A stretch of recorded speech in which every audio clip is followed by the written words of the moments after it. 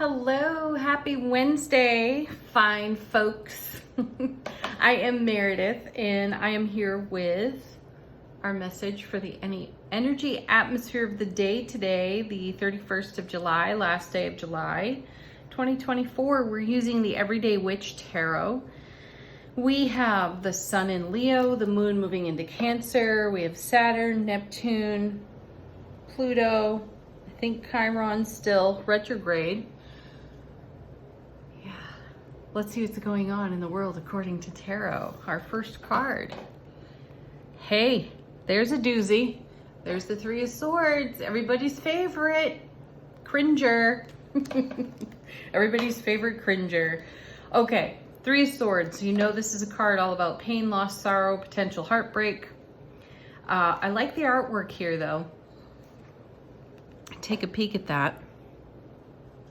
It is right next to a bed, and I feel like we've put it to bed. We've put it to rest.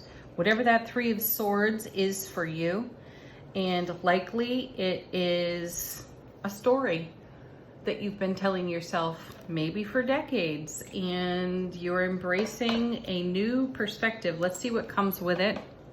Yeah, excellent. There's the Queen of Swords. That's what you want to see. This is a card of communication, and it's direct communication. There's no BS in this lady's language. Something that we can appreciate about her and the king, both. And I know their reputation in tarot is bitter, cold. Often these two are spoken of as divorced individuals. And I suppose that word may come in handy, as in we've divorced ourselves from an old story, or we've put an old story to rest, to bed. And we've talked about this in the past couple of weeks. Taking a peek, I think it came out of the zodiac readings for sure. It was a theme in there. We've been taking a peek at the facts of experiences that have come to pass. So the recognition that these experiences are of the past can be enough. You know, that was then. What's now? Because we're all about living now. No measured time, no clocks, no calendars. The spirit of you is timeless. So have you anchored yourself to a story to keep yourself feeling safe, or your ego feeling safe and protected? I know I certainly have done that. Lots of bluster, lots of posture in terms of old stories, because I felt so vulnerable, so exposed, right? And why, oh, my guides are asking this, why is that something to be ashamed of? Whatever that story is, and however you showed up in a seemingly unprotected way, which means that you are in your divinely centered, grounded, awake, aware, alert, raw wonder and innocence of any situation, which is a beautiful thing, right? It's exquisite even. So if we've dropped a sword on an old story that had us feeling less than, had us feeling ashamed, then heck yeah, this is worthy of celebration. Let's take a look at what's next. Wow, there's 6 cards here. Usually there's 5. Here's the Sun, beautiful. Happiest card in tarot, and that's what you would like to see after putting an old story to rest for yourself, isn't it? A brilliant clarity, fulfillment, dreams coming true, living your soulful self-expression here in this card. Next, 10 of Wands. Another beauty. You know, 10s are about fulfillment as much as, you know, the world or the Wheel of Fortune, the sun even. And the 10 of Wands is the Ace of Wands to the power of 10. So it's creativity, passion, motivation. This is us in pursuit of our fulfillment and our dreams here. So it's speaking to our resources. And we have a lot of them energetically, spiritually, soulfully. we are loaded with resource, and how are you going to apply that to the new now? And then we have the Death card, because a great transformation has taken place. Hello, Scorpio. What an excellent alignment here. So you have all the resource you could require.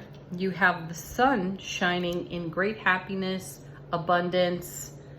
I hear the word fortitude. I hear endurance. So this means we have energy all day long for the transformation that that is afoot in the moment. And then we have perfect. Counterpart to the Queen, there's the King. So there's our inner divine feminine, our inner divine masculine, working together harmoniously. Look what's between them. Resource, happiness, transformation that comes out of an old story here on our Three of Swords that we have put to rest. So it opens up, this is how I hear it, a theater of energy for us to orchestrate to our highest and greatest potential.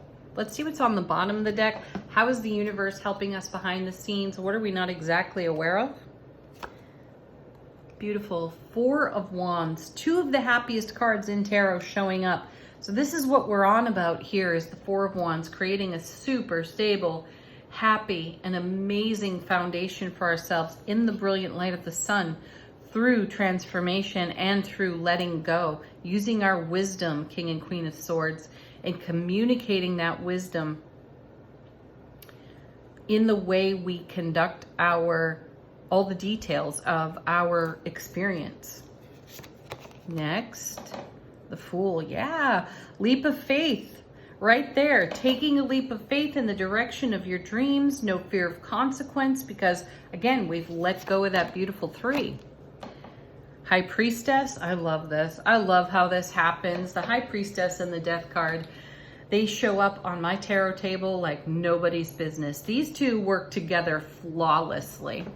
And one of the beautiful messages of the High Priestess is embracing with excited anticipation the unknown. And we've talked quite a bit about relying on our intuition, listening to our inner voice, and having the faith in ourselves, taking the leap of faith without fear of consequence for listening to our intuition and following through on it. And that's what creates real transformation in our world. It gives birth to a whole new experience for ourselves. Wonderful. Next. Wow. Ace of Cups. Yeah, there we go. What's our leap of faith? It's the Ace of Cups. We're taking a leap into love, bliss, joy, happiness, overflowing on our super stable Four of Wands foundation, being guided by our beautiful intuition. You know, I was telling a friend last night that I get random intuitive hits, and they're innocuous, as in the details have zero impact. Though, here's the beauty in it. Those zero impact experiences with intuition build a deep foundation of trust in the accuracy of the energies that we're picking up. So I had picked up on a specific energy. And again, these details don't matter. Let's just say it was absolutely an innocuous thing. And I thought to myself, why am I getting this information? This has zero influence on me at all. It was about another person altogether, and it was a little bit comical at that. And I let it go, obviously, because there was nothing for me to connect it to. And then in the following days, I hear a story from one of my friends that absolutely 100% were the details of the intuitive hit that I got from days prior. So again, no impact on me, though the accuracy of that intuitive information was profound. I was like, whoa, why am I being shown all of this? But how exciting the level of detail my intuition provided in a situation, in a scenario that had no repercussions whatsoever. So I choose to see this as a demonstration of just how accurate my intuition can be. And these moments where there's zero impact to my world allow me to build on the foundation of self-trust in what I pick up, intuitively speaking. And the reason I've gone to these lengths to share that story with you is because likely it's happening for you, and you may be dismissing it as, oh, that's of no consequence. Why am I even paying attention to that? Though, take the moment, take the gift, and just see how beautiful and exquisite your intuition is, right? And then realize when you're in a more in-depth experience in self-relationship or in collaborative relationship with others, and you get an intuitive hit that's just as solid as the one that had no impact, you can learn to trust that. So use it to your highest and greatest potential, because look what you have the ability to create. We have one serious challenge card here, and that Three of Swords. And the reminder is, yet again, we've put that to rest because we're embracing the sun. We are embracing the Four of Wands. We are taking great leaps of faith within ourselves and with our intuition. So if you needed encouragement to keep going, Ace of Cups, to create the love, bliss, joy, happiness on overflow, here's the inspiration for that kind of transformation. And it's direct and it's solid. Thank you, King and Queen of Swords. One more. Six of Pentacles. There's the Harmony card. Giving and receiving, harmonious exchanges of energy between ourselves and our entire world. So this is generosity, reciprocity. Trust the generosity of your own intuitive gifts and see how that trust reciprocates amazing experiences for you. All right. Angel answers. What do our guides, angels, ancestors have to share with us? These cards are great for confirmation and light inquiry into your day. Seriously. There's the trust card coming back for us again. Wow. Trust the info, folks. Excuse me.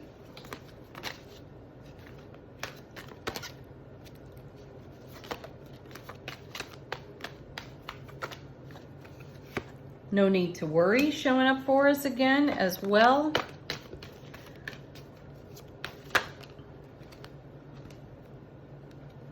Peaceful resolution. Trust that there is a peaceful resolution to all situations. That's good advice. I had a little bit of a temper tantrum this morning when my phone was blowing up at 6:45 in the morning, and I was like, arr, arr. Who needs to contact me this early? Trust. Look for signs. Yes, they're everywhere.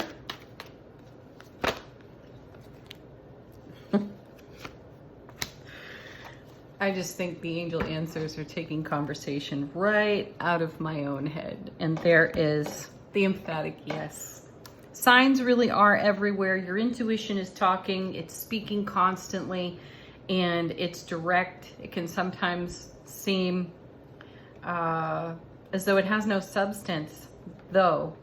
Even in situations where the intuitive information is coming to you and it seems to have zero impact on your world, it is still an opportunity for you to appreciate the depth of your ability to tune into subtle energies so that you strengthen your bond and your trust with yourself. Angel ancestors, how is our soulful presence informing our waking consciousness? Very nice. We have, oh nice, ooh, a double dose of the High Priestess. Harness your mystical power, and that may be the sole reason for repetitive information or unusual information, so that you can harness your own mystical power, your own mystical awareness, and have a super strong Four of Wands foundation to Trust your abilities. All right, we are going to move on to the mini deck for Q&A today, separate from the reading. This is a moment for you. I will at the very least shuffle out 3 cards for us. This is a moment for you to ask a question of tarot personal to you that brings you a message or an answer, or gives you some insight. Maybe it confirms, woo, we have one flying out of the deck. I like that. Perhaps it confirms an intuitive message you've already received. First card, 8 of Pentacles. Keep doing what you're doing. It's working for you. Don't stop now. This is a building to the 10 of Pentacles, the everything card, and our legacy of happiness. So you're taking action on your legacy of happiness, and it does require some repetition on your part, though that repetition gives you the mastery which you will require to maintain your legacy of happiness. Next card. I hear from my guides right now, don't be daunted by the effort involved. Next card, Star. Yeah, because you've dreamt a dream and you've put that out into the multiverse and you're doing your part. This is a sure sign that the multiverse is listening to you and responding. It's confirmation that your manifestation has been witnessed and heard and is in development. One more at the very least.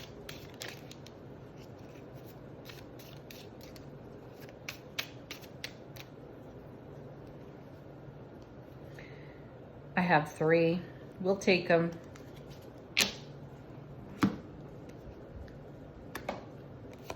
The Empress, beautiful. Mother of all things, mother of tarot. This is bringing to life on your foundation your legacy of happiness. We have the Fool showing up for us. You are required to take a leap of faith and trust yourself here in your 8 of Coins, because you may be questioning right now some of the effort you have invested, and you're wondering, is it all for naught? Because I don't necessarily have the evidence I'd like to see. So keep taking a leap of faith. Keep nurturing, mothering your dream, Star card, through the Empress energy. There is a developmental process to what you are in creation with for your life experience, and now is not the moment to stop. Now is the moment to forge ahead. And then here we go again. Look at this. Ace of Cups showing up. That's the gold right there. You want to create that love, bliss, joy, happiness overflowing onto your foundation. And the Ace is a promise of that. So keep doing what you're doing. The results may be mixed in the moment is what I feel here. The results may be mixed and the signs may be slightly difficult to understand. Don't get mental about it. Get into your heart space with whatever is occurring in your current manifestation process, and just continue to reaffirm the purpose for your investment in your dream, your manifestation. And I also feel here you will know exactly the moment to take yet another leap of faith. So the first, or this leap of faith, is coming in the cards, deciding to trust this message, deciding to trust that your dream is still valid, valuable, and worth pursuing. Be prepared to take action, be prepared to reaffirm, maybe even recommit to the fulfillment you are in creation with. And Ace of Cups there at the end is so lovely, because you are going to be surprised and delighted in ways that you never, ever dreamt. It's going to be bigger than and more delightful than you originally thought. Though there are moments when we begin to doubt a process. So if you're feeling that, which I'm sensing off that 8, I've invested. I'm not necessarily seeing signs that are promising. Leave that alone. Put no clock, put no calendar on it at all. Take another leap of faith with yourself. Reaffirm your dedication and heartfelt emotion to the love, bliss, joy, and happiness that is the spirit, the soul of you. Invest that over and over again, and you just can't miss. All right, everybody, have a beautiful Wednesday. Thank you, as always, for joining me. Peace, love, happiness. Namaste.